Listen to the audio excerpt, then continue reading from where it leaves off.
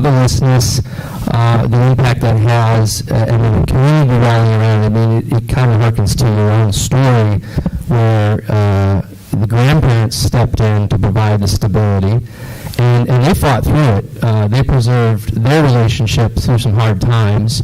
In their generation, they weren't going to give up, but then in their own children's generation, it was kind of lost. You reflect back on that and see something that happened. I mean, it's not that long ago, 50s, 60s, 70s, into the 80s. It's in our window of history for those of us in the room.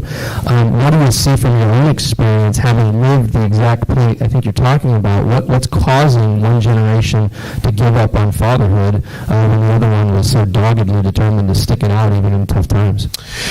Yeah, this is really complicated. I could probably spend the whole evening talking about just this particular issue.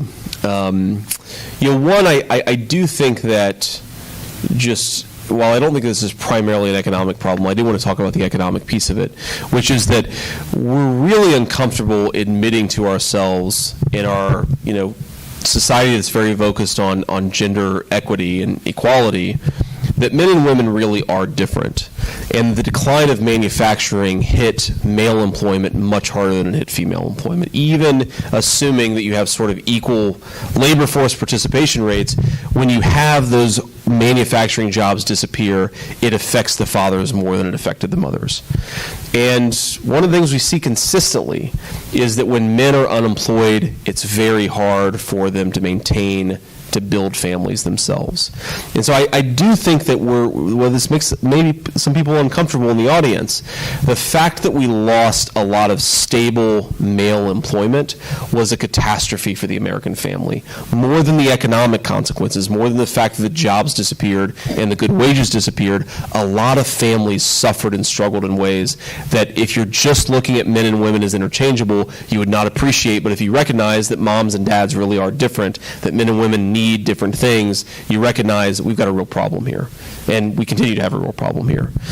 But I mean, culturally, something has clearly shifted. I mean, I think it's easy, but also probably true, to blame the sexual revolution of the 1960s. My grandparents had an incredibly chaotic marriage in a lot of ways, but they never got divorced, right? They were together to the end, till death do us part. That was a really important thing to my grandmother and my grandfather. That was clearly not true by the 70s or 80s. And I think that probably, I was personally, and a lot of the kids in my community grew up in my generation, personally suffered from the fact that a lot of moms and dads saw marriage as a basic contract, right? Like any other business deal. Once it becomes no longer good for one of the parties or both of the parties, you just dissolve it and go on to a new business relationship. But that recognition that marriage was sacred, I think, was a really powerful thing that held a lot of families together. And when it disappeared, unfortunately, a lot of kids suffered.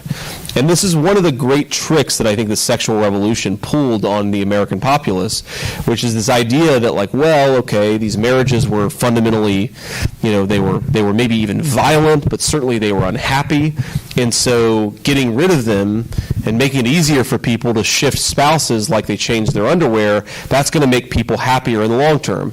And maybe it worked out for the moms and dads, though I'm skeptical, but it really didn't work out for the kids of those marriages. And I think that's what all of us should be honest about, is we've run this experiment in real time, and what we have is a lot of very, very real family dysfunction that's making our kids unhappy.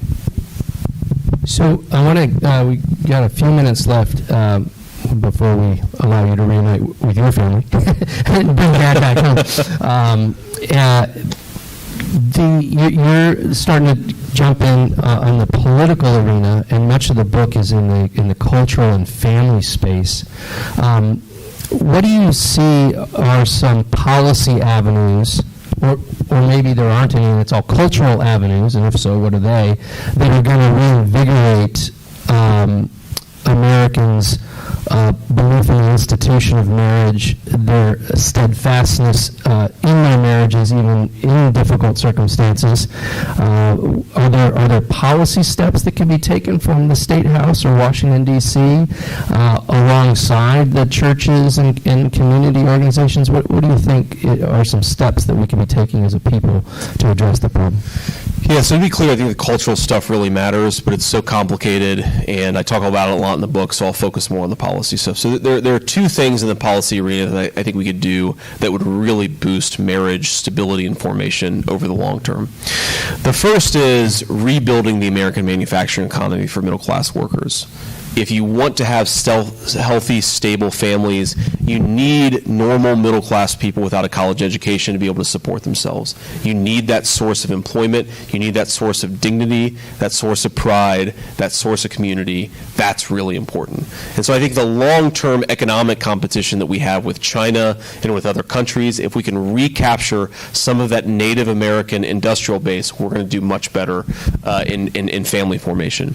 There's a very specific policy that I've actually become a very big fan of, and it's been tried in Hungary and a couple of other countries, where basically what they do, and it's both to send a material signal, but also just send a cultural signal from leadership that marriage is really important. What they basically do is that every new couple, when they get married, they get a low-interest loan that is from the government, and you have to pay it back.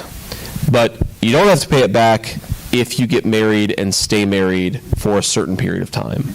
And it basically just sends the signal that we really value this institution, it's sacred, and we're going to send not just, a cultural signal, but we're going to send a monetary signal to go along with it. And it's really crazy. The amount of marriage has skyrocketed, and the amount of stable long-term marriages has skyrocketed too. So I think there is real opportunity to send a message through public policy that this is a sacred institution and we should continue to build it. So there was one here, forgetting that